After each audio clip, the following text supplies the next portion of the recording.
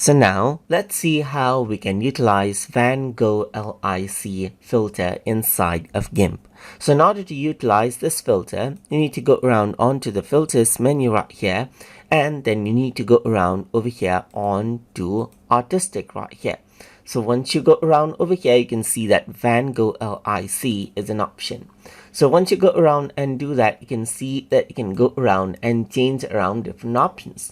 Like let's say, for example, you can work around with saturation and then change around the filter length, the noise right here, just like this, as you can see, and choose the effect image. And there are different effect channels that you can select, like hue, saturation, or brightness right here. So let's just go around with saturation and add in a gradient, and I'm going to say with source image. So change around the value so you don't get to see preview, unfortunately. So just press OK, and you can see that it takes a bit of time to actually apply the effect right here.